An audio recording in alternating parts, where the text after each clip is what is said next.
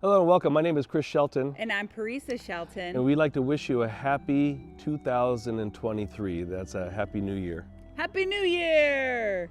Well, as we embark upon this new year and new phase, new transition of life, I thought it was appropriate to read a passage from Charles Dickens' A Tale of Two Cities. The beginning of the novel starts by saying, "It was the best of times, it was the worst of times. The age of wisdom, it was the age of foolishness. It was the epcot of belief, it was the epcot of incredulity. It was the season of light, it was the season of darkness.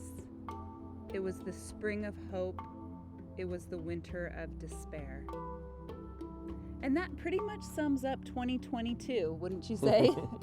Wow, Yeah, we had all those emotions and the ups and downs, the good times, the bad times, prosperity, growth, and then things that seem to slow down a little bit, but in other areas picked up.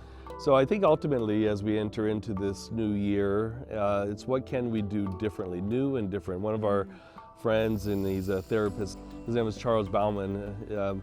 His big thing when it comes to family therapy, and especially whether it's children, teenagers, whatever, is what can you do new and different? How can you show up new and different? Not expecting somebody else to show up new and different, but this year, how can you show up and be new and different? Because if you show up new and differently, then guess what?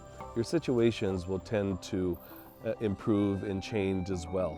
That's so true. And even a simple practice like pulling down heavens can change how you feel and change the course trajectory of your day, your week, your month, and your year. So shall we do it together? Okay, sure. We do pull down the heavens, but also a conscious breath too.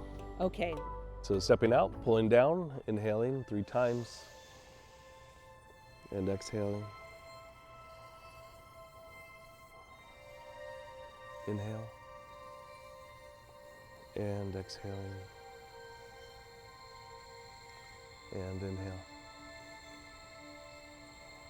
And exhaling. And just allow for that divine goodness to saturate every cell and every tissue of the body. All right, so that's a great practice to be able to recenter yourself, especially if you're in a stressful situation, or if you just want to pull yourself back into balance. Another great practice is the conscious breath. Now you can stand with your hands at your sides, or you can stand with your hands on your lower dantian. All we're going to do is just gently close the eyes. I like to imagine a white bisque or pearl. You could imagine anything that feels comfortable for you. And as you inhale, allow for this white pearl to fill up into the lower dantian or lower abdomen, about 1 inch below the belly button. And then as you exhale, you're going to allow for this warmth and this white light to radiate around the waist to the kidneys on the low back. By taking a conscious breath, you disconnect from the circumstance, and it brings you into a state of complete consciousness. So focus on the breath coming in and going out.